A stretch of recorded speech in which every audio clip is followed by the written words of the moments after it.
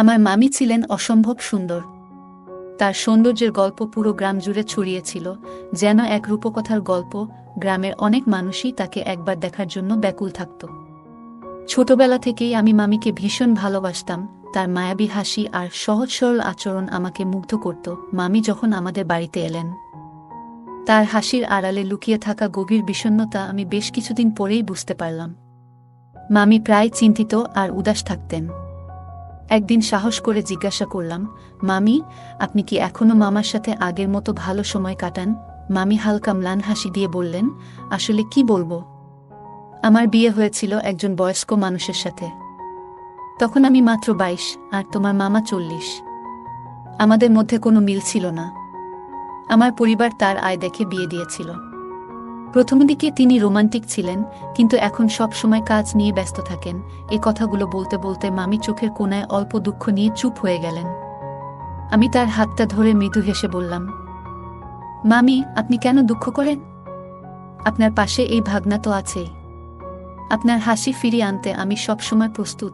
মামি আমার দিকে তাকিয়ে একটু হেসে বললেন, তুমি সত্যিই খুব মিষ্টি। সেই মুহূর্তে তার হাসি যেন একটু হলেও প্রাণ পেল, আর আমার মনও ভরে উঠল। তারপর আমি বললাম, মামি, একবার সুযোগ দিয়ে দেখেন।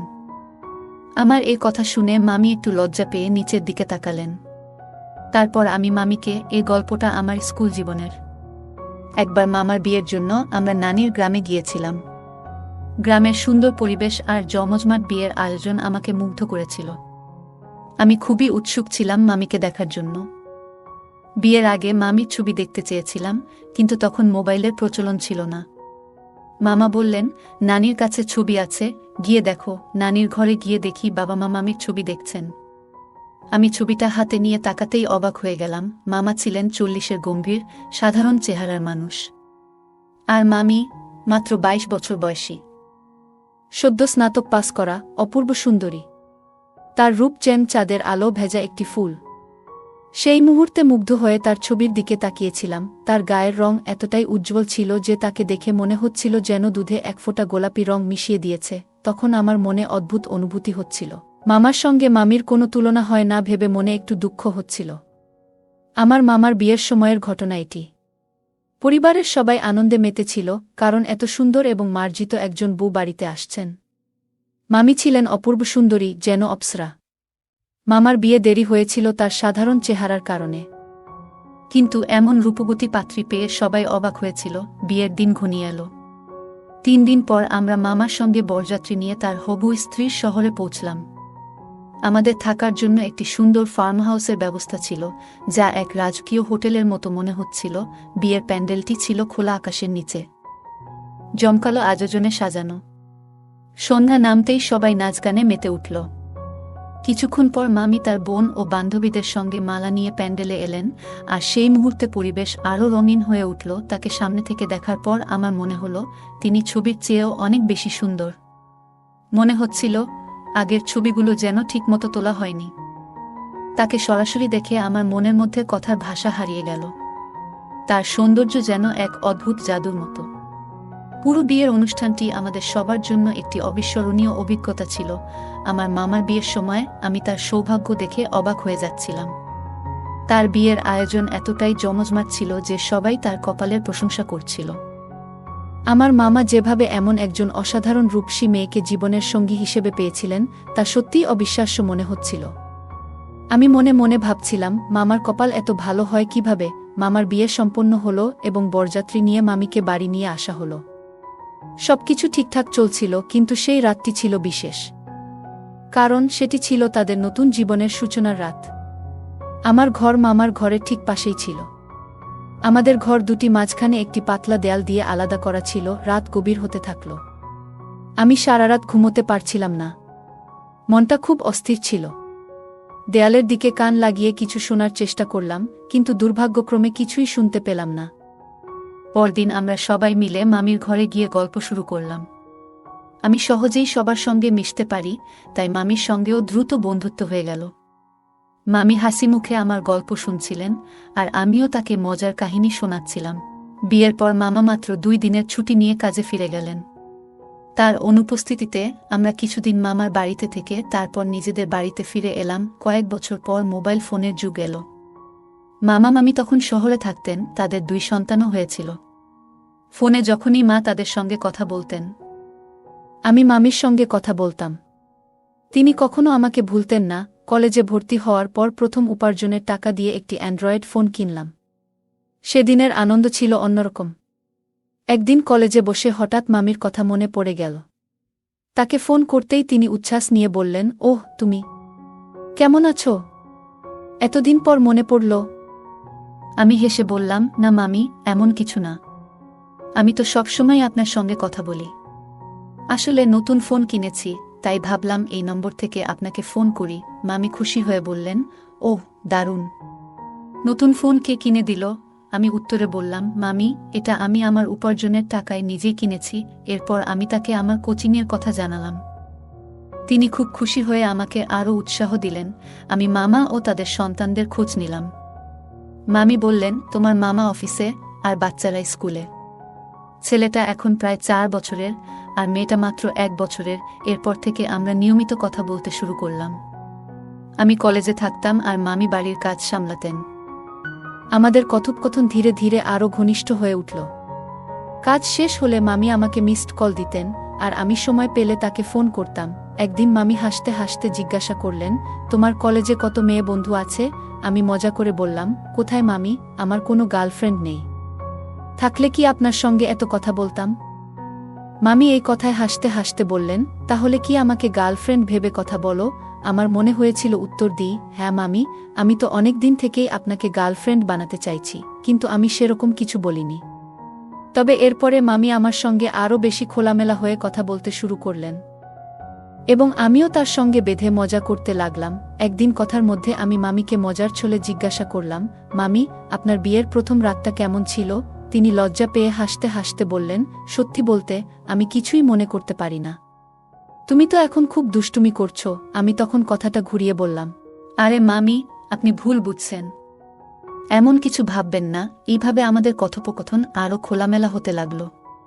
মামি আমার খুব ভালো বন্ধু হয়ে উঠলেন এবং তার সঙ্গেও আমার সময় কাটানো বেশ উপভোগ্য হয়ে উঠল। একদিন মামির সঙ্গে গল্প করতে করতে আমি হেসে জিজ্ঞেস করলাম, মামি, মামা কি এখনো আগের মতো আপনাকে সময় দেন? আগের মতো কি রোমাঞ্চ করেন? তিনি মলিন হাসি দিয়ে বললেন, আমার বিয়েটা এক বৃদ্ধের সঙ্গে হয়েছে। বাড়ির লোকেরা শুধু তার উপার্জনের দিকে নজর দিয়েছিল, বয়সের দিকে নয়। আমি তখন মাত্র 22 আর তোমার মামার বয়স ছিল প্রায় 40। আমাদের মধ্যে কোনো মিল ছিল না। প্রথমে তিনি একটু রোমান্টিক ছিলেন, কিন্তু এখন সব সময় কাজ নিয়ে ব্যস্ত থাকেন। মামির চোখে বিষণ্ণতা দেখে মনটা ভারী হয়ে গেল। আমি তাকে জিজ্ঞেস করলাম, আপনার বিয়ের আগে কেউ কি আপনাকে পছন্দ করত? তিনি কিছুক্ষণ চুপ থেকে বললেন, হ্যাঁ, গ্রামের এক ছেলে আমাকে ভালোবাসত। সে বিয়ে করতে চেয়েছিল, কিন্তু আমার পরিবার রাজি হয়নি। অন্য কাস্টের মধ্যে বিয়ে মানা ছিল।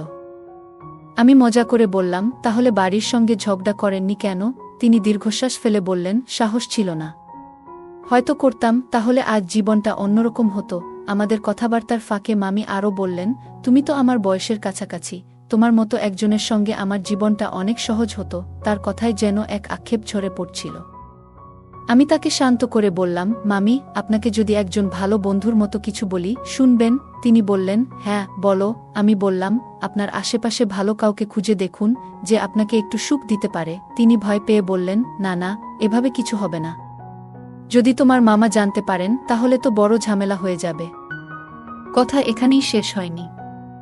এরই মধ্যে একদিন মামি জানালেন, মামা তাদের শহরের চাকরি ছেড়ে দিয়েছেন এবং গ্রামের দিকে ফিরে যাচ্ছেন। আমি মামার সঙ্গে কথা বললে তিনি জানালেন, ফ্যাক্টরির মালিক ব্যবসা ভালোভাবে চালাতে পারছেন না, তাই 1 মাসের অগ্রিম বেতন দিয়ে আমাকে বিদায় জানিয়েছেন।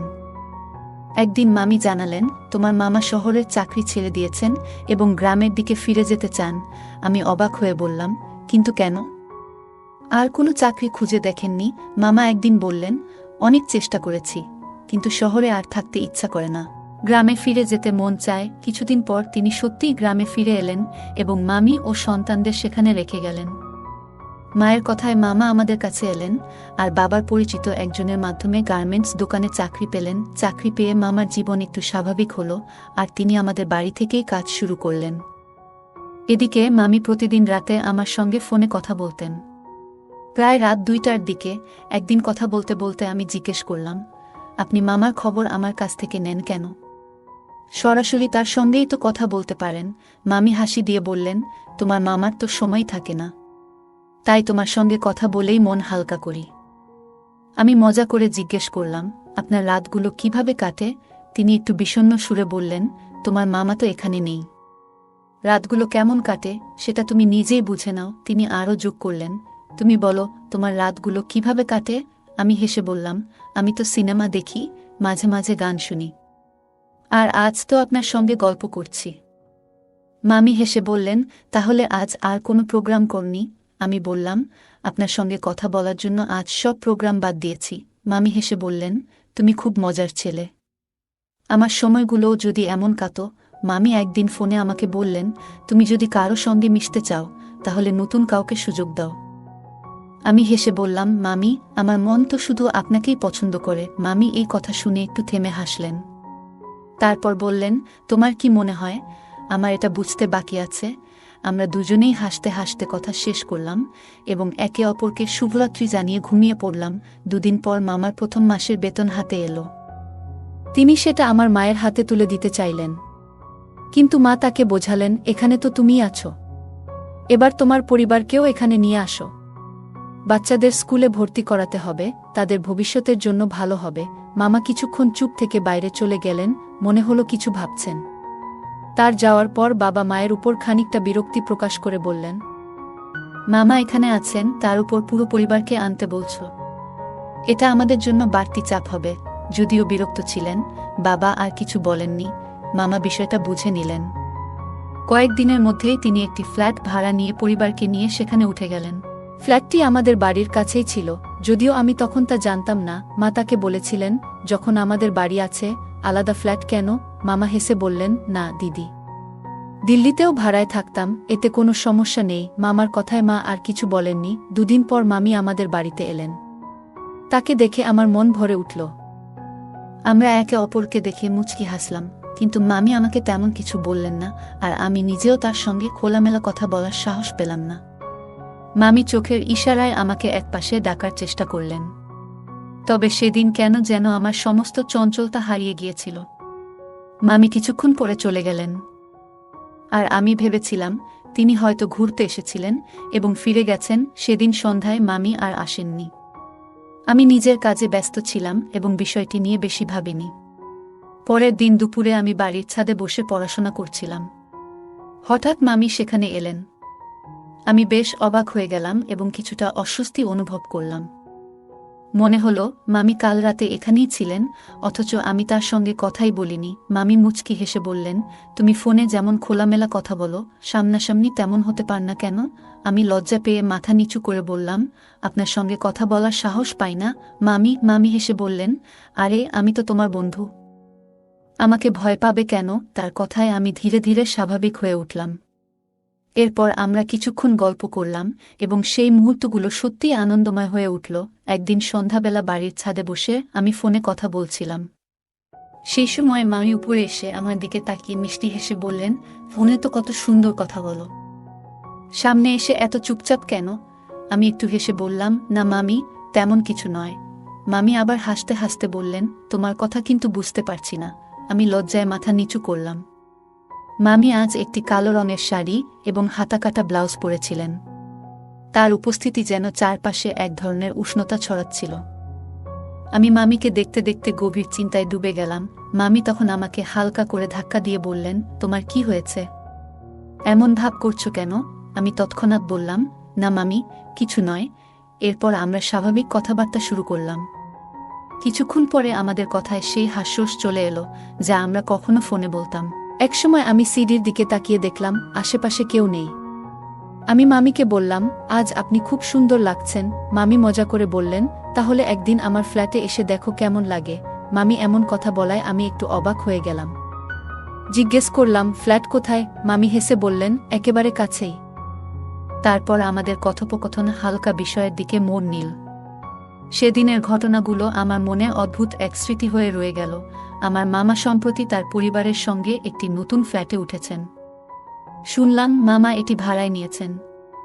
খবরটি শুনে প্রথমে কিছুটা বিষণ্ণ লাগল, তবে মামি হাসি মুখে বললেন, টেনশন নিস না, এটা ভালোই হয়েছে, ফ্ল্যাটে অনেক আরাম হবে। এই কথা বলে মামি হালকা ভঙ্গিতে নিচে নেমে গেলেন। মামির কথাগুলো আমার মনে বারবার ঘুরপাক খাচ্ছিল। আসলে মামিকে নিয়ে মজার ছলে বলেছিলাম, কিন্তু এখন তার কথাগুলোই যেন আমার মন জুড়ে বসে রইল। সারাদিন শুধু মামির কথা ভেবে চললাম। পরদিন সকালে আমি মামার নতুন ফ্ল্যাটে গেলাম। মামা এবং তার বাচ্চাদের সঙ্গে দেখা করে বেশ ভালো লাগল। মামা আমাকে দেখে খুশি হলেন। আমি হাসতে হাসতে বললাম, মামা, আগে জানালে ভালো হতো যে আপনি ফ্ল্যাট ভাড়া নিয়েছেন। মামা হালকা করে হাসলেন, কিন্তু কিছু বললেন না। কয়েকদিনের মধ্যে মামা সন্তানদের স্কুলে ভর্তি করালেন। পেশায় সেলসম্যান হওয়ায় সকালে বের হয়ে রাতে ফেরেন। একদিন মা বললেন, তোর মামির জন্য কিছু জিনিস পাঠাতে হবে, মামাকে ফোন করে জিজ্ঞেস কর। ফোনে মামা বললেন, আমি বাড়ি থেকে বেরিয়ে গেছি, তুমি মামির কাছে জিনিস দিয়ে এসো। মা আমাকে জিনিসগুলো দিলেন। আমি মামিকে ফোন করে জানতে চাইলাম তিনি বাড়িতে আছেন কিনা। মামি বললেন, হ্যাঁ, তুমি চলে এসো। মামিদের বাড়ি যাওয়ার প্রস্তুতিতে আমি খুব আনন্দিত হলাম। গোসল করে পরিষ্কার পোশাক পরে সকাল 10টার দিকে রওনা দিলাম। ফ্ল্যাটে পৌঁছে দরজার বেল চাপতেই মামি দরজা খুললেন। তিনি হাসি দিয়ে বললেন, এসো, কেমন আছো? ভেতরে নিয়ে গিয়ে সোফায় বসতে বললেন। কিছু স্ন্যাক্স আর ঠান্ডা পানীয় এনে বললেন, তুমি খাও, আমি একটু ফ্রেশ হয়ে আসি। জিজ্ঞেস করলাম, বাচ্চারা কোথায়? মামি হাসি দিয়ে জানালেন, স্কুলে গেছে, দুপুর 2টার আগে ফিরবে না। এরপর তিনি তার রুমের বাথরুমে চলে গেলেন। আমি বসে থাকলাম আর চারপাশটা দেখতে লাগলাম। বাথরুম থেকে পানি পড়ার শব্দ শোনা যাচ্ছিল। আমার মনে হচ্ছিল মামি গোসল করছেন, কিন্তু এ নিয়ে আমার মনোযোগ আরও কোথাও ঘুরছিল না। আমি ঠান্ডা পানীয়ের কাছে চুমুক দিয়ে অপেক্ষা করতে থাকলাম। কিছুক্ষণ পর বাথরুমের দরজা খুলে গেল। মামি বেরিয়ে এলেন, আর সারা ঘর যেন তার প্রিয় সুগন্ধিতে ভরে গেল। তিনি একটি কালো রঙের ব্লাউজ ও পেটিকোট পরেছিলেন। তার ভেজা চুলগুলো খোলা ছিল, যা তিনি ধীরে ধীরে শুকানোর চেষ্টা করছিলেন। আমি মামিকে দেখে হালকা হাসলাম। তিনি যেন আমার দিকে এক নতুন দৃষ্টিতে তাকালেন। তোমার মুড ভালো তো? বলে মামি মিষ্টি হেসে সোফার একপাশে বসলেন। আমাদের কথাবার্তায় গল্পের মন ঘুরতে থাকল। সেদিনের স্মৃতিগুলো আমার মনে গভীর দাগ কেটে রইল। মামি হেসে বললেন, তোমার মা বাবা কেমন আছেন? বাড়ির সবাই ভালো তো? আমি হালকা হাসি দিয়ে বললাম, হ্যাঁ মামি, সবাই ভালো আছে, সব ঠিকঠাক চলছে। আমরা এমনভাবে গল্প করতে করতে সময় কাটাচ্ছিলাম। হঠাৎ মামি খেয়াল করলেন আমি টেবিলের খাবারে হাত দিচ্ছি না। তিনি বললেন, কি ব্যাপার? কোল্ড ড্রিঙ্ক আর স্ন্যাক্স নাওনি? আমি হেসে বললাম, নিচ্ছি মামি। আর একটু পরেই মামি হঠাৎ বললেন, তুমি একটু আমার সাহায্য করো তো, আমার ব্লাউজের ফিতা খুলে গেছে, সেটি একটু ভালোভাবে বেঁধে দাও।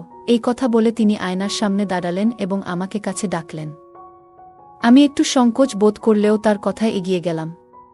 আমি ফিতা বাঁধতে শুরু করলাম, কিন্তু মামি খুব কাছে থাকায় আমার মনোযোগ